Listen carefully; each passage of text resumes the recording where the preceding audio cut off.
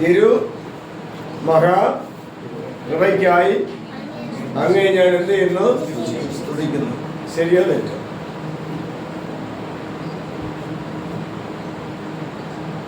ശരിയാണ്. ദൈവത്തിന്റെ മഹാകൃപയ്ക്കായി ദൈവത്തെ എന്ത് ചെയ്യുന്നു? സ്തുതിക്കുന്നു. പ്രാർത്ഥിച്ച കൃപ കിട്ടോ? ഇല്ല. പിന്നെ എന്ത് ചെയ്യണം? ദൈവത്തെ സ്തുതിക്കണം. സ്തുതിയുടെ മേൽ സ്തുതിക്ക് യോഗ്യനാണ്. അപ്പൊ ദൈവത്തെ സ്തുതിക്കുന്നതനുസരിച്ച് ദൈവം നമുക്ക് കൃപ തരും. അല്ലേ? ഇപ്പൊ സകല ജാതികളും ദൈവത്തെ സ്തുതിക്കട്ടെ. ഈ സ്തുതി എന്ന് പറഞ്ഞാൽ ഏത് ഗോത്രമാണ്? യഹൂദ ഗോത്രമാണ്. അപ്പോൾ ആർക്കാണ് കൃപ ചെയ്യുന്നത്? യഹൂദ ഗോത്രത്തിനാണ്. അപ്പൊ യഹൂദ ഗോത്രമാകണമെങ്കിൽ സ്തുതിയുടെ ഗോത്രമാകണം. സ്തുതിയുടെ ഗോത്രമാകണമെങ്കിൽ ആരാകണം? വചനം കേൾക്കുന്നവരാകണം, വചനം വിശ്വസിക്കുന്നവരാകണം, വചനം അനുസരിക്കുന്നവരാകണം.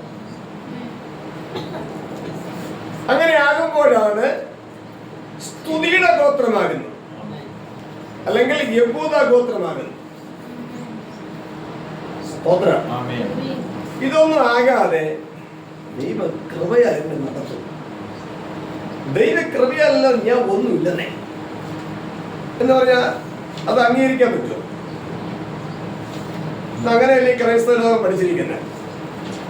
ബൈബിൾ എടുത്തു കഴിഞ്ഞാൽ കൃപയാൽ നടക്കുന്നു, കൃപയാൽ ദൈവം നടത്തുന്നു, ദൈവകൃപ കാണിക്കുന്നു, ദൈവകൃപയാലല്ലാതെ ഞാൻ ഒന്നുമില്ല. ഇതൊക്കെ എന്താണ്? വ്യാജ വർത്തമാനമല്ലേ? പുറപ്പാട് പുസ്തകത്തിൽ എന്ത് പറയുന്നു? വ്യാജ വർത്തമാനം അരുത്. കൊല ചെയ്യരുതെന്ന് പറയും പോലെ, വ്യഭിചാരം ചെയ്യരുതെന്ന് പറയും പോലെ വ്യാജ വർത്തമാനം പരത്തരുത്. 10 കൽപ്പനയിൽ ഒന്നെന്താണ്? കള്ളസാക്ഷ്യം പറയരുത്. അപ്പൊ ദൈവം കൃപ ചെയ്യാതിരിക്കെ, ദൈവകൃപ ചെയ്യുവാൻ തക്ക നമ്മൾ യഹൂദ ഗോത്രത്തിന്റെ അംശികളാകാതിരിക്കെ ദൈവകൃപയാലാണ് ഞാനെന്ന് പറയുന്നത് എന്താണ്? കള്ളസാക്ഷ്യമാണോ? സത്യമായ സാക്ഷ്യമാണോ? നമ്മയൊക്കെ ആരാണ് യഹൂദ ഗോത്രത്തിന്റെ അവകാശം എത്തിച്ചത്? ആരെങ്കിലും എത്തിച്ചത്? ആ സ്തുതിയുടെ ഗോത്രത്തിനാണ് ദൈവം കൃപ ചെയ്യുന്നതെന്ന് ആരെങ്കിലും പഠിപ്പിച്ചോ? ഇതൊന്നും നമ്മെ പഠിപ്പിക്കാതെ, നാം ഗ്രഹിക്കാതെ, വ്യവസ്ഥകൾ മനസ്സിലാക്കാതെ, ബൈബിളിൽ പറയുന്ന ഓരോ വാക്യം അനുസരിച്ച് നമ്മൾ അങ്ങ് പറയുന്നു, വിശ്വസിക്കുന്നു. കൃപ. പൗലോസ് അപ്പോസ്തലനോട് ദൈവം എപ്പോഴാണ് പറഞ്ഞത് എന്റെ കൃപ നിനക്ക് മതിയെന്ന്? തുടക്കത്തിലാണോ? ന്യായപ്രമാണത്തിൽ പ്രിയം വെച്ച് അതിൽ എരുതകേർ നടന്നപ്പോഴാണോ? എന്നിട്ട് ക്രിസ്തുവിനെ പിടിക്കപ്പെട്ടപ്പോഴാണ് പറഞ്ഞത്? ഏതെല്ലാം അവസ്ഥകൾ മറികടന്ന് പോയതിനു ശേഷമാണ് പറഞ്ഞത്. തന്റെ ജീവിതത്തിലെ ശൂലം മാറുവാൻ തക്കവണ്ണം ദൈവത്തോട് പ്രാർത്ഥിച്ചപ്പോൾ പ്രാർത്ഥനയ്ക്ക് മറുപടിയായിട്ടാണ് പറഞ്ഞത് എന്റെ കൃപ നിനക്ക് മതി. ആ വാക്യത്തിൽ നിന്ന് ആരാണ് ഉപയോഗിക്കുന്നത്? ആ അവസ്ഥയിലെത്തിയവരാണോ? എന്റെ ഇന്നാർക്ക് IAS ഉദ്യോഗം കിട്ടി, അതുകൊണ്ട് എനിക്ക് കിട്ടുമോ?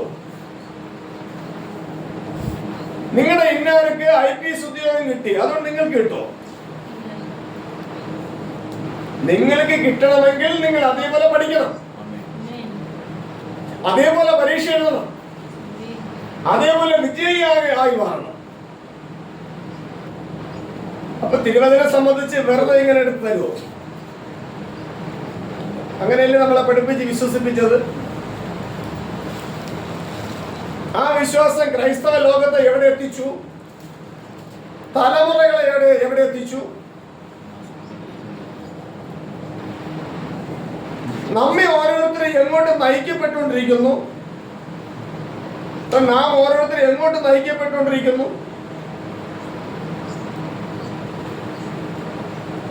ഏത് ആത്മാവിനെ വിശ്വസിക്കരുത്? ആത്മാവ് ദൈവത്തിൽ നിന്നുള്ളതാണോ അതോ ദൈവത്തിന്റെ പക്കലുള്ളതാണോ എന്ന് വിവേചിക്കാൻ നമുക്ക് ബോധമുണ്ടോ? ബോധം ആരെങ്കിലും നമ്മളെ പഠിപ്പിച്ചോ? ഏതോ ആത്മാവ് വന്നു അന്യഭാഷ പറയുന്നു, തുള്ളിച്ചാടുക, ആരെങ്കിലും ഊതിയാൽ മറിഞ്ഞു വീഴുക. ഇത് ഏത് ആത്മാവാ? അതാണ് ജ്ഞാനികൾക്കും വിവേകികൾക്കും മറച്ചു വെച്ചതിനെ ശിശുക്കൾക്ക് വെളിപ്പെടുത്തും. ശിശു ആരാണ്?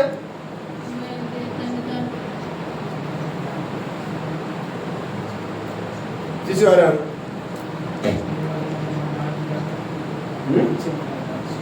രക്ഷയ്ക്കായി വളരുവാൻ വചനമെന്ന മായമില്ലാത്ത പാല് കുടിക്കാൻ വാഞ്ചിക്കുന്നതാണ് ശിശു.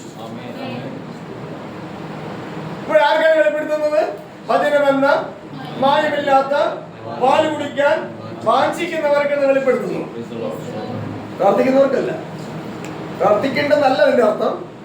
പക്ഷെ പ്രാർത്ഥനയ്ക്ക് മുൻസ്ഥാനം കൊടുക്കുന്നവർക്കല്ല ഇത് വെളിപ്പെടുന്നത്.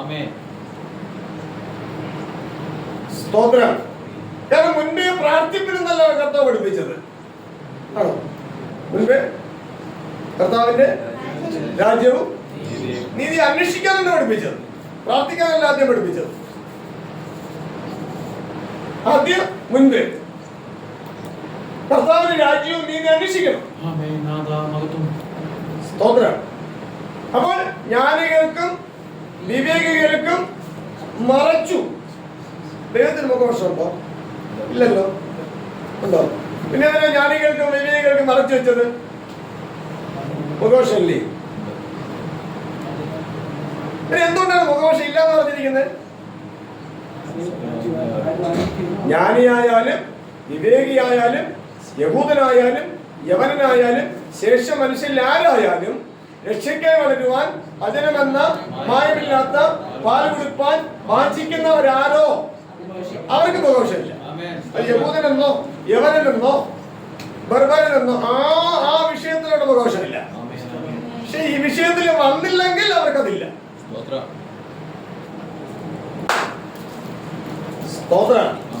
അപ്പോൾ കൃപ ആർക്കാണ് ലഭിക്കുന്നത്? അപ്പൊ നമുക്കൊക്കെ ഭയങ്കര കൃപ കൃപ കൃപ എന്നൊക്കെ പറഞ്ഞിങ്ങനെ നമ്മളിങ്ങനെ ഭയങ്കര ആത്മാവിൽ സന്തോഷത്തോടു കൂടി ഇങ്ങനെ ഭയങ്കര വിപ്ലവം കാണിച്ചിട്ടുണ്ടല്ലോ. ഇല്ലേ? വിപ്ലവം കാണിക്കുന്ന ആരെങ്കിലുണ്ടോ അവിടെ? ഒരു സ്ഥലത്ത് കാണിച്ച വിപ്ലവങ്ങൾ എന്റെ കണ്ണിൽ കണ്ടിട്ടുള്ള ഓരോട് ഇതിനകത്തുണ്ട്.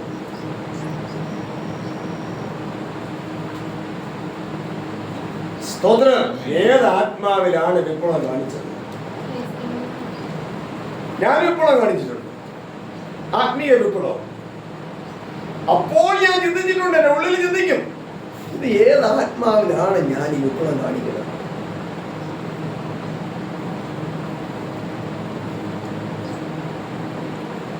സ്തോത്രം. അങ്ങനെ ചിന്തിക്കുന്നത് കൊണ്ടാണ് ദൈവഭക്തന്മാർ പ്രാർത്ഥിച്ചത്, അന്തരംഗത്തിൽ തന്നെ ജ്ഞാനം ഗ്രഹിപ്പിക്കണമേ. അന്തരംഗത്തിൽ ജ്ഞാനം ഗ്രഹിച്ചില്ലെങ്കിൽ അന്തരംഗം വെറും പൊള്ളയാ, ശൂന്യമാണ്. പുറമെ അഴകായി ശോഭിക്കും. കൊരിന്ത്യർ ലേഖനത്തിൽ പറയുന്ന പോലെ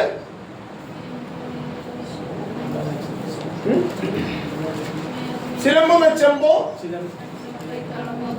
മുഴങ്ങുന്ന മനുഷ്യരുടെയും ദൂതന്മാരുടെയും ഭാഷകൾ സംസാരിച്ചാലും എനിക്ക് ദൈവസ്നേഹമില്ല എങ്കിൽ ഞാൻ മുഴങ്ങുന്ന ചെമ്പോ ചിലമ്പുന്ന കൈത്താളം. അത്രേ ഉള്ളൂ. ഇങ്ങനെ ചാടി കുതിച്ച് നടക്കാം. ഉള്ളിൽ ജീവനില്ല, ഉള്ളിൽ തിരിച്ചറിവില്ല, അന്തരംഗത്തിൽ ജ്ഞാനമില്ല. സ്തോത്രം. അപ്പൊ ഇങ്ങനെ നമ്മെ തന്നെ ഒന്ന് ശോധന ചെയ്യുവാൻ ദൈവം നമ്മുടെ ജീവിതത്തിൽ ഒരുക്കിയിരിക്കുന്ന അവസരം ചെറുതല്ല. തന്നത്തെ ശോധന ചെയ്യിപ്പിക്കുന്നത് പരിശുദ്ധാത്മാവിന്റെ ശുശ്രൂഷയാണ്. ഹല്ലേലൂയ.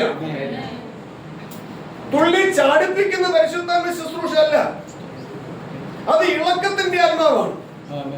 ഇളക്കത്തിന്റെ ആത്മാവ് ദൈവത്തിലുള്ളതല്ല, ഇളക്കത്തിന്റെ ആത്മാവ് ദൈവത്തിന്റെ പക്കലുള്ളതാണ്. സ്തോത്രം. ഇളക്കത്തിന്റെ ആത്മാവ്, അസൂയയുടെ ആത്മാവ്, വളരാൻ ആഗ്രഹമില്ലാത്ത ആത്മാവ്, ഇതെല്ലാം ദൈവത്തിന്റെ പക്കലുള്ള ആത്മാവാണ്. പിശാചുമായിട്ട് ബന്ധമൊന്നുമില്ല കേട്ടോ. പിശാച് വേറെ, ഇത് വേറെ. ദൈവത്തിന്റെ പക്കലുള്ള ആത്മാവ് വേറെ. സ്തോത്രം. അപ്പൊ ഇങ്ങനെയുള്ള കാര്യങ്ങൾ നമ്മൾ തിരിച്ചറിയത്തക്കവണ്ണം നാം നമ്മുടെ മനസ്സ് പുതുക്കണം. നമ്മുടെ മനസ്സ് പുതുക്കണം. എന്നാൽ രൂപാന്തരത്തിലേക്ക് എത്താൻ പറ്റും. ഇല്ല, ആരും രൂപാന്തരപ്പെടില്ല.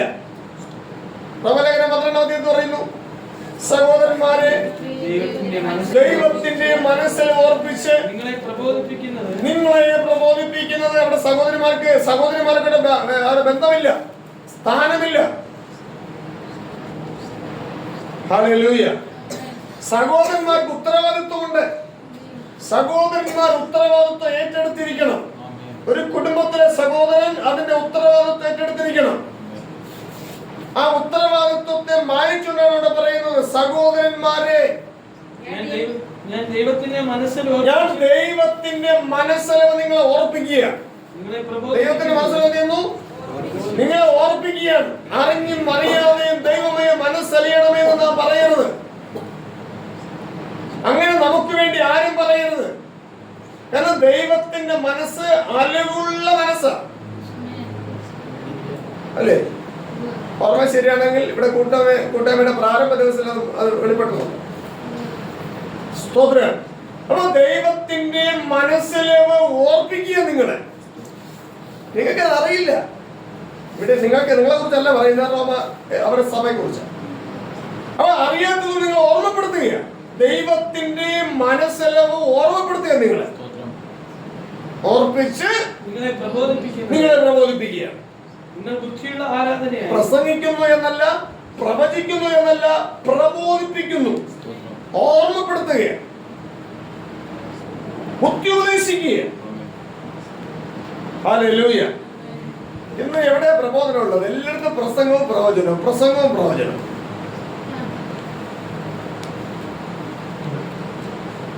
മനസ്സിൽ ഓർപ്പിച്ച് നിങ്ങളെ പ്രബോധിപ്പിക്കുന്നത് നിങ്ങൾ ബുദ്ധിയുള്ള ആരാധനയായി നിങ്ങളുടെ ശരീരങ്ങളെ ബുദ്ധിയുള്ള ആരാധന, മൂടന്റെ ആരാധനയല്ല, ബുദ്ധിയുള്ള ആരാധനയായി നിങ്ങളുടെ ശരീരങ്ങളെ നിങ്ങളുടെ ശരീരങ്ങളെ ആത്മാവിനല്ല, നിങ്ങളുടെ ശരീരങ്ങളെ ജീവനും വിശുദ്ധിയും ദൈവത്തിന് പ്രസാദമുള്ള യാഗമായി സമർപ്പിക്കും.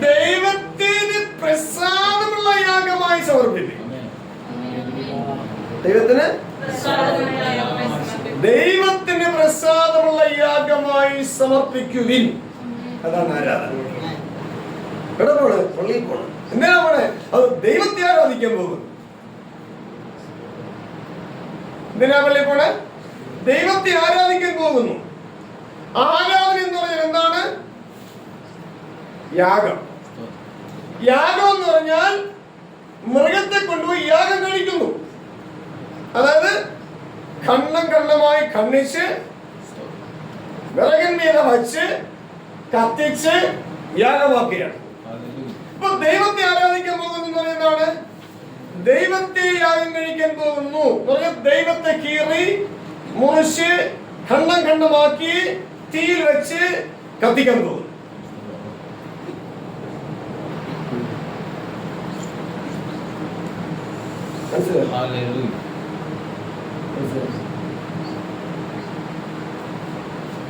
ആരെയാണ് ആരാധിക്കണം? ദൈവത്തെയാണ്, നമ്മയാണ്. ആരാധന എന്ന് പറഞ്ഞ യാഗമാണ്. വർഷിപ്പ് എന്ന് പറഞ്ഞ ആരാധനയാണ്. ആരാധന എന്ന് പറഞ്ഞ യാഗമാണ്. നാം ആരെ ആരാധിക്കണം? നമ്മെ ആരാധിക്കണമോ, അതായത് നമ്മെ യാഗമാക്കണമോ, ദൈവത്തെ യാഗമാക്കണമോ? സാധാരണയായി നമ്മൾ ആരെയാണ് യാഗമാക്കുന്നത്? അതായത് ആരെയാണ് ആരാധിക്കുന്നത്? ദൈവത്തെയാണ്. അപ്പൊ ദൈവത്തെ ആരാധിക്കുമ്പോൾ എന്താ സംഭവിക്കുന്നത്? ദൈവത്തെ നമ്മൾ യാഗമാക്കണം. അതായത് ദൈവിക സ്വഭാവങ്ങളെ നമ്മൾ യാഗമാക്കി മാറ്റുകയാണ്. പിന്നെ നമുക്കത് ഫലിക്കുമോ? അത് ഇല്ലായ്മയാക്കി മാറ്റുകയാണ് സംഭവിക്കാനുള്ളത്. നമ്മുടെ സ്വഭാവത്തെ, നമ്മിലുള്ള സ്വഭാവത്തെ, ദുർസ്വഭാവത്തെ, ഇരുളിന്റെ നിഷ്ഫല പ്രവൃത്തികളെ നാം തിരിച്ചറിഞ്ഞ് അതിനെ കണ്ണമായി കണ്ണിച്ച് അതിന് തീരിട്ട് അതിനെ യാഗമാക്കി അതിനെ ഇല്ലായ്മയാക്കണം.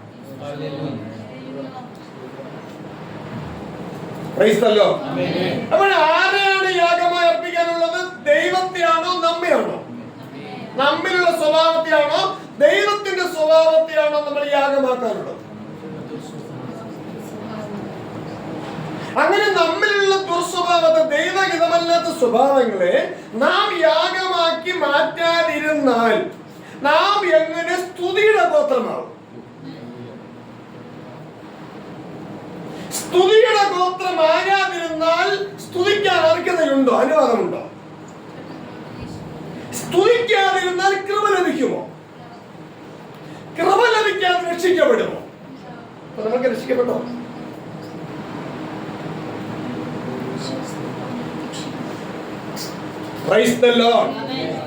ഇങ്ങനെയൊക്കെ പറഞ്ഞ് ചിന്തിപ്പിച്ച് മനുഷ്യന്റെ ഹൃദയത്തെ എന്തിനാ പുണ്ണാക്കുന്നേ, വേദനിപ്പിക്കുന്നേ, തകർക്കുന്നേ?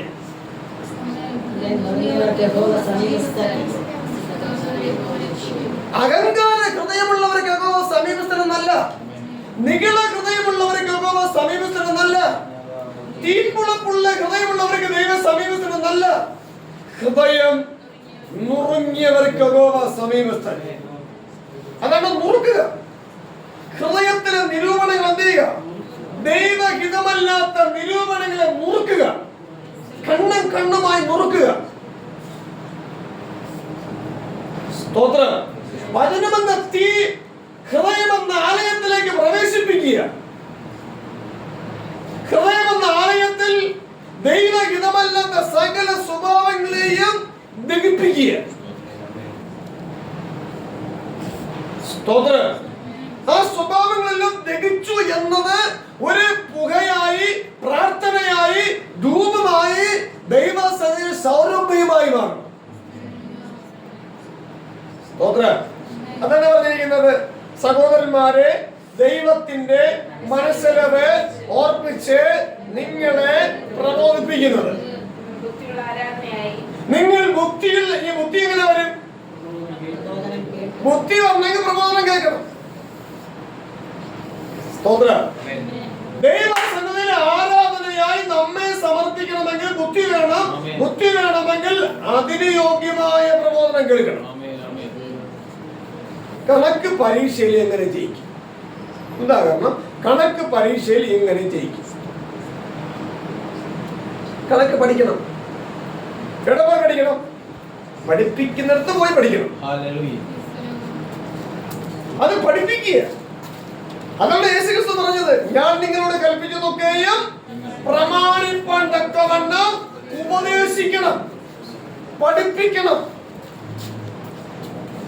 പഠിപ്പിച്ചുകൊണ്ട് സകല ജാതികളെ ശിക്ഷിക്കണം. പഠിപ്പിക്കണം. ആരാധന പഠിപ്പിക്കണം. എന്താണ് ആരാധന എന്ന് പഠിപ്പിക്കണം. ഹല്ലേലൂയ. സമർപ്പണം ആരാധനയ്ക്ക് തുല്യമാണ്. ഹല്ലേലൂയ. തന്റെ തെറ്റുകളെ ഗ്രഹിക്കുന്നത് ആരാധനയുടെ ഒരു ഭാഗമാണ്. 19 സങ്കീർത്തനം പറയുന്നത്, തന്റെ തെറ്റുകളെ ഗ്രഹിക്കുന്നവൻ ആര്? മറഞ്ഞിരിക്കുന്ന പാപങ്ങളെ ക്ഷമിച്ച് അതിനെന്ത് ചെയ്യണം? അതിൽ നിന്ന് മോചിപ്പിക്കണമേ. അപ്പൊ ദൈവഹിതമല്ലാത്ത എന്തൊക്കെ നമ്മുടെ ജീവിതത്തിൽ നമ്മൾ പഠിച്ചു, നമ്മൾ അഭ്യസിച്ചു, നമ്മൾ അനുകരിച്ചുകൊണ്ടിരിക്കുന്നു, ഇതെല്ലാം യാഗമാകണം. ദൈവഹിതമുള്ള സ്വഭാവങ്ങളെല്ലാം ബൈബിളിൽ എഴുതിയിട്ടുണ്ട്. ഒരു ഭർത്താവിനെ കുറിച്ച്, ഒരു ഭാര്യയെ കുറിച്ച്, മക്കളെ കുറിച്ച്, മരുമക്കളെ കുറിച്ച്, ചെറുമക്കളെ കുറിച്ച്, അമ്മാവിയമ്മയെ കുറിച്ച് ഒക്കെ എഴുതിയിട്ടുണ്ട്.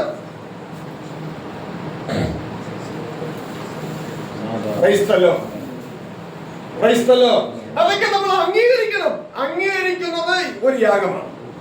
നമ്മൾ സമർപ്പിക്കുകയാണ്, അംഗീകരിക്കുക. അപ്പോഴിങ്ങനെ സകല അംഗീകരിച്ച് അതിൽ സമർപ്പിച്ച് അതിലെന്തെല്ലാം നമ്മുടെ ജീവിതത്തിൽ വീഴ്ചകളുള്ളതെല്ലാം മനസ്സിലാക്കി ഓർത്ത് അനുഭവിച്ച് യാഗമായി അർപ്പിക്കുമ്പോഴാണ്, അങ്ങനെ അർപ്പിക്കുന്നവരെയാണ് യഹൂദ ഗോത്രത്തോട് ചേർക്കുന്നത്.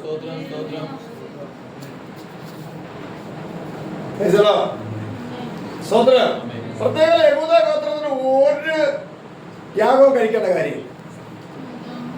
കാരണം അതിനു മുൻപ് അവർ ചെയ്യേണ്ട കാര്യങ്ങൾ ചെയ്ത് കയറിയതാണ്. യഹൂദ ഗോത്രത്തിൽ കയറിയതാണ്. യഹൂദ ഗോത്രമായി വേർതിരിക്കപ്പെട്ടവരാണ്. ഹല്ലേലൂയ. അവർക്ക് പിന്നെ സ്തുതി മാത്രമാണ്. കാരണം ആ സ്തുതിയിൽ എല്ലാ പ്രമാണത്തിനകത്തുണ്ട്. എല്ലാ ഓരോ പ്രമാണങ്ങളെ സ്മരിച്ചുകൊണ്ടാണ് അവർ സ്തുതിക്കുന്നത്. അതുപോലെ നമ്മളോ അങ്ങനെ സ്തുതിച്ച് ദൈവം അംഗീകരിക്കില്ല.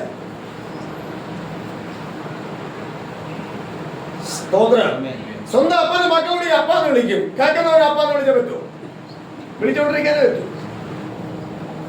ഇതുപോലെ സ്തുതിക്കാൻ അർഹിക്കപ്പെട്ടവർ സ്തുതിക്കും. കേട്ടു നിൽക്കുന്നവർ അതുപോലെ സ്തുതിച്ചാൽ ഒരു ഗുണവുമില്ല. അപ്പൊ ഇതൊക്കെ നമ്മൾ തിരിച്ചറിയേണ്ടതിന് നമ്മൾ ഇറങ്ങി വരണം. പറഞ്ഞതുപോലെ തിരിഞ്ഞ് ശിശുക്കൾ പോലെ വരണം. തിരിഞ്ഞ് ശിശുക്കളെ പോലെ എന്ന് പറഞ്ഞാൽ ദൈവത്തിന്റെ വചനമെന്ന മായമില്ലാത്ത പാലുകുടിപ്പുള്ള വാഞ്ചയോടെ നിങ്ങൾ തിരിച്ചു വരണം. നിങ്ങളിപ്പോ ഭയങ്കര പരീക്ഷന്മാരായി, അറിവുള്ളവരായി, ശാസ്ത്രിമാരായി സ്വയം തോന്നുകയാണ്. അങ്ങനെ നിങ്ങൾ നടക്കുകയല്ലേ? നിങ്ങൾ തിരിഞ്ഞു വാ. ഇപ്പൊ ഇന്നത്തെ പെന്തക്കോസ്ത് ലോകം തിരിഞ്ഞു വരേണ്ടിയിരിക്കുന്നു. ദൈവ മക്കൾ എന്ന് അവകാശപ്പെടുന്ന അവസ്ഥയിൽ നിന്ന് തിരിഞ്ഞു വരണം. മനം തിരിഞ്ഞു വരണം. മനം തിരിഞ്ഞ് വരാൻ വേണ്ടി മനം തിരിഞ്ഞ് വന്ന് ദൈവമക്കളാകുവാൻ വേണ്ടി വചനമെന്ന മായമില്ലാത്ത പാൽ കുടിക്കാൻ വാഞ്ചിക്കണം. ആ വചനമെന്ന മായമില്ലാത്ത പാലിന്റെ എടുത്ത് വായിച്ചിട്ട് ആൾക്കാരെ പറയണമെന്ന് പറയാ, ഓ പശു വളർത്തുന്നവർ, ആമേ സ്തോത്ര, നാൽക്കാലി വളർത്തുന്നവർ, ആട് വളർത്തുന്നവർ പാലിൽ വെള്ളം ചേർക്കാൻ പാടില്ല. ഇതാ എഴുതി വെച്ചിരിക്കണം കേട്ടോ. ഈ പ്രസവിക്കുന്ന വെള്ളം ചേർക്കല്ലേ? വചനമെന്ന മായമില്ലാത്ത പാലിൽ വെള്ളം ചേർത്തിരിക്കുന്നത് കാണിക്കെടുക്കുന്നത്. സ്തോത്രം. ഇനി ഞാൻ പറയ, വെള്ളം ചേർത്താലും കുഴപ്പമില്ല, വിഷം ചേർത്താലോ? ഇത് വിഷം ചേർത്താ കൊടുക്കുന്നത്. ജഡത്തിന്റെ ചിന്ത മരണം, ജഡത്തിന്റെ ചിന്ത മരണം. ഇപ്പൊ ജഡീയ അനുഗ്രഹങ്ങൾ വചനമെന്ന മായമില്ലാത്ത പാലിൽ ചേർത്താ കൊടുക്കുന്നത്. അപ്പോൾ കേൾക്കുന്നവർ എന്തായി മാറും?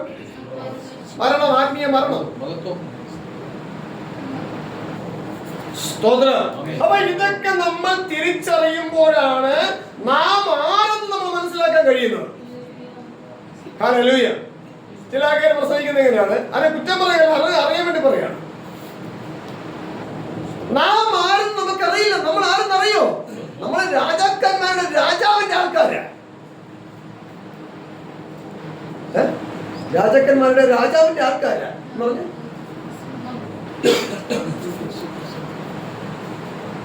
എന്നാണ് ആയത്? സ്വഭാവം നോക്കിയാലോ, നിരൂപണം നോക്കിയാലോ, വായിലെ വാക്ക് കേട്ടാലോ രാജാക്കന്മാരുടെ രാജാവിന്റെ ആളാണോ? സംസ്കാരം ഉണ്ടോ? രാജാക്കന്മാരുടെ രാജാവിന്റെ സംസ്കാരം ഉണ്ടോ? ആ ഭാഷ ഉണ്ടോ?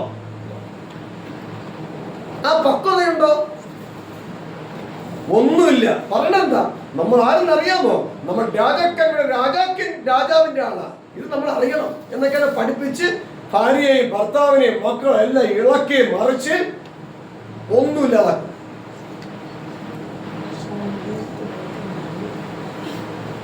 സ്തോത്രം. അതുകൊണ്ട് ഇരമ്യാ പ്രവചനത്തിൽ 23-ാം അധ്യായത്തിൽ പറയുന്നത്, 22-ാം വാക്യത്തിലേക്ക് മടങ്ങി വരുമ്പോൾ, അവർ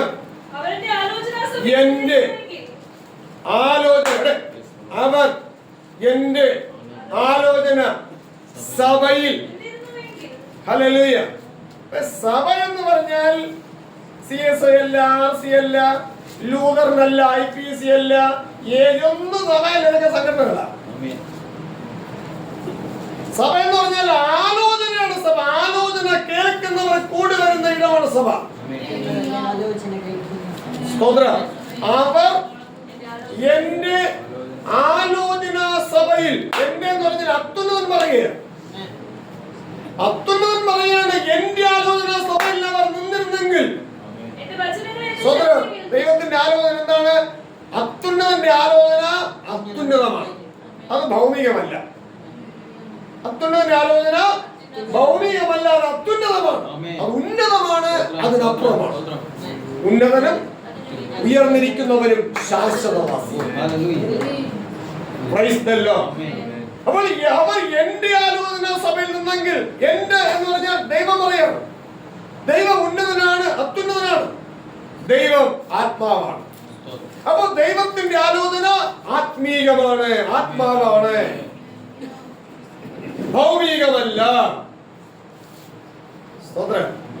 അത് കേൾക്കുന്നവരാണ് അത്യുന്നതന്റെ മറവിൽ വസിക്കുന്ന 91 സങ്കീർത്തന പ്രകാരം ആണ് പറയുന്നത്. അത്യുന്നതന്റെ മറവിൽ വസിക്കുകയും സർവശക്തന്റെ നിഴലിൻ കീഴിൽ പാർക്കുകയും ചെയ്യുന്നവൻ. അവിടെ എങ്ങനെ പാർക്കാൻ കഴിയും? നാമൊക്കെ എവിടെ പാർക്കുന്നു? സാത്താൻ സിംഹാസനം ഇട്ടതിന്റെ ഇടയിലാണോ പാർക്കുന്നത്, അതോ അത്യുന്നതന്റെ മറവിലാണോ പാർക്കുന്നത്? സർവശക്തന്റെ നിഴലിലാണോ പാർക്കുന്നത്? അല്ല, നമ്മൾ പാർക്കുന്നത് എവിടെയാ? സാത്താൻ സിംഹാസനം ഇട്ടിരിക്കുന്നത് പാർക്കുന്നത്. തിരിച്ചറിയില്ല നമുക്ക്. സാത്താൻ സിംഹാസനം ഇട്ടിരിക്കുന്ന എടുത്ത് നമ്മൾ പാർത്തിട്ട് പറയും, നാം ഇപ്പൊ അത്യുന്നതന്റെ മറവിലാണ്, സർവശക്തന്റെ നിഴലിന്റെ കീഴിലാണ്. എത്ര പേർ വിശ്വസിക്കുന്നു? കരം പിടിച്ച് ദൈവത്തെ സ്തുതിക്കാം.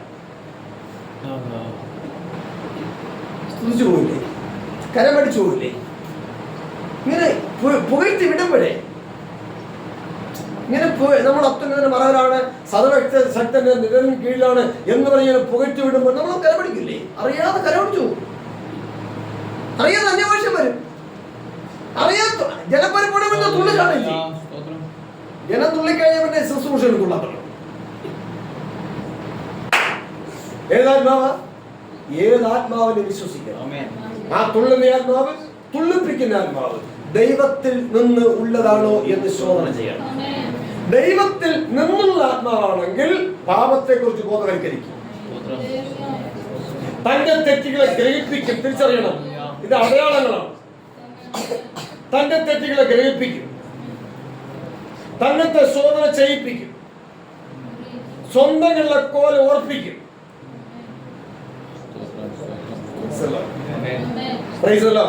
അപ്പൊ ദൈവത്തിന്റെ ആത്മാവിലുള്ള ശുശ്രൂഷകൾ തിരിച്ചറിയണം.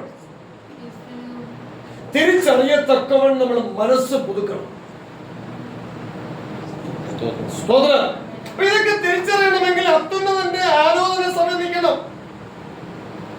അവർ എന്റെ ആലോചന സഭയിൽ നിന്നിരുന്നു എങ്കിൽ, അവർ നിന്നിട്ടില്ല. പിന്നെ എവിടെ വന്നു? അവർ ബൈബിൾ കോളേജിൽ നിന്നു. അവിടെ നിന്ന് ഇറങ്ങി വന്നു, പ്രസംഗിക്കാൻ തുടങ്ങി.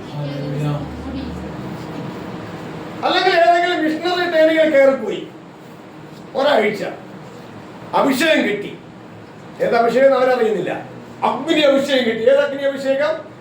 ദൈവത്തിന്റെ അഗ്നിയാണോ അന്യ അഗ്നിയാണോ എന്നറിയില്ല. ശുശ്രൂഷ തുടങ്ങി.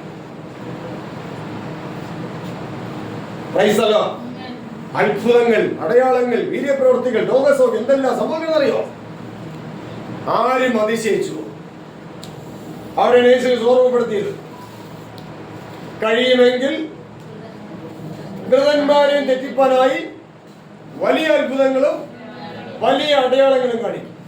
ഇതെല്ലാം അധർമ്മമൂർത്തിയുടെ വ്യാപാര ശക്തി എന്നാണ് പൗലോസ് അപ്പോസ്തലൻ 2 തെസ്സലോനിക്ക ലേഖനം 2-ാം അധ്യായത്തിൽ ചൂണ്ടിക്കാണിച്ചിരിക്കുന്നത്. Praise the Lord, praise the Lord. എന്നാൽ യേശുക്രിസ്തു നാമത്തിൽ അത്ഭുതമല്ലേ ഉണ്ട്, അടയാളമല്ലേ ഉണ്ട്, വീര്യപ്രവൃത്തിയില്ലേ ഉണ്ട്. പക്ഷെ ഇതെല്ലാം ഉപദേശത്തിന്റെ പിൻപിലായി, തന്നെത്താൻ ശോധന ചെയ്ത് തന്റെ തെറ്റുകളെ ഗ്രഹിക്കുന്ന കാര്യത്തിന്റെ പുറകിലായിരിക്കും ഈ അത്ഭുതങ്ങളെല്ലാം. ദുരാത്മാവിന്റെ അത്ഭുതം